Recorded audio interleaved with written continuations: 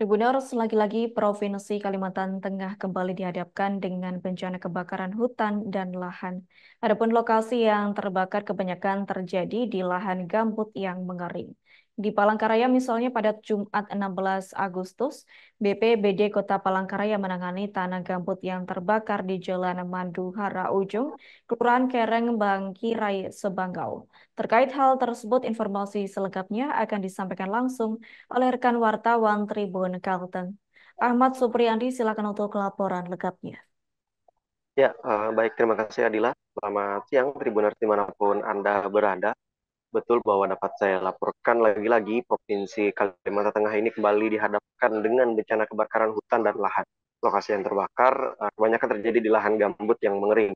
Di Palangkaraya pada Jumat 16 Agustus 2024, BPBD Kota Palangkaraya menangani tanah gambut yang terbakar di Jalan Manduhara Ujung, Kelurahan Kereng Bangkirai, Kecamatan Sebangau. PLT Kalaksa BPBD Kota Palangkaraya Hendrik Kusbudi menjelaskan bahwa telah terjadi 89 kali karhutla di Palangkaraya sejak Januari hingga Agustus 2024. Luasnya per 16 Agustus 2024 itu mencapai 29,36 hektar. Kejadian karhutla tersebut paling banyak ada di Kecamatan Jekan Raya, yakni 59 kali. Kemudian disusul Sebangau 18 kali, Kecamatan Pahandut 8 kali, dan Kecamatan Bukit Batu 3 kali. Serta sejauh ini Kecamatan Rakumpit masih belum terdapat kejadian karhutla yang dicatat oleh BPBD Kota Palangkaraya. Luas lahan yang terbakar di Kota Palangkaraya atau Kota Cantik atau Kota Palangkaraya hampir 3 kali lipat luas Bandara Cilikriwut. Penyebab kebakaran lahan tersebut sampai sekarang masih belum diketahui penyebabnya. Sebelumnya, Kepala Kelompok Kerja Restorasi Gambut Wilayah Kalimantan dan Papua dari Badan Restorasi Gambut dan Mangrove atau BRGM, Jani Tri Raharjo mengungkapkan bahwa karhutla di Kalteng begitu sulit ditangani. Hampir seluruh wilayah Kalimantan Tengah setiap tahun menjadi langganan karhutla. Satu di antaranya yakni di Desa Tumbang Nusa, Kecamatan Jabiren Raya, Kabupaten Pulang Pisau, Provinsi Kalimantan Tengah. Namun Jani justru mengatakan bahwa aktivitas pemancinglah yang menjadi pemicu pertama terjadi kebakaran berulang di desa tersebut. Hal itu berdasarkan penelitian dilakukan oleh BRGM dan peneliti dari Universitas Palangkaraya atau UPR. Kebiasaan pemancing yang dimaksud Jani yakni kebiasaan membuang putung rokok dan juga membakar obat nyamuk serta membuat api unggun sehingga menyebabkan api tersebut menjalar.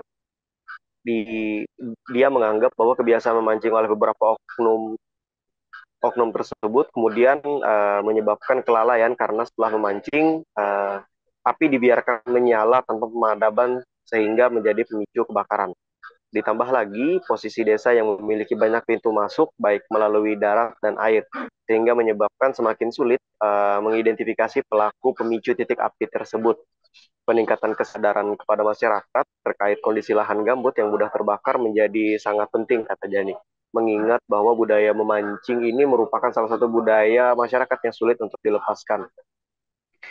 Artinya, selain itu juga penyebab kedua adalah lahan yang tidur di Desa Tumbang Nusa yang pada awalnya berdiri di pinggir Sungai Kahayan. Sejak ada jalan lintas provinsi, sebagian warga Tumbang Nusa beralih ke pinggir jalan. Jadi menurut Jani bahwa jalan lintas tersebut menyebabkan tanah di Desa Tumbang Nusa menjadi sarana investasi masyarakat kota, yang mana kini tanah-tanah tersebut tak terurus dan juga tidak diketahui pemiliknya karena telah mengalami penjualan berulang. Akibatnya lahan gambut tersebut tidak terurus dan menjadi mudah terbakar. Dani membeberkan bahwa para peneliti PR bersama dengan BRGM merumuskan beberapa solusi untuk mencegah terjadi kebakaran berulang di wilayah Kalteng. Namun berbeda dengan Dani, Direktur Wahana Lingkungan Hidup atau Walhi Kalteng, Bayu Herinata memiliki pandangan yang berbeda soal pemicu karhutla di Kalimantan Tengah. Menurutnya, satu di antara penyebab karhutla berulang yang terjadi di bumi Tambul Bunga ini karena program pencegahan yang masih belum menyeluruh. karena menurut dia lagi, menurut Bayu, karhutla yang terjadi di Kalteng ini karena lahan gambut yang mengering. Kalau program pembasahan lahan gambut itu berhasil, menurut Bayu, logikanya tidak akan terjadi kebakaran di lokasi tersebut. Sebagai upaya membasahi lahan sebelumnya sebagai upaya membasahi lahan gambut dan mencegah terjadi kebakaran lahan, BRGM sebenarnya telah membangun 10.664 unit dan juga 3.184 sekat kanal sejak 2017 sampai 2023. Selain BRGM, Pemprov Kalteng juga sudah membangun sumur bor dan sekat kanal.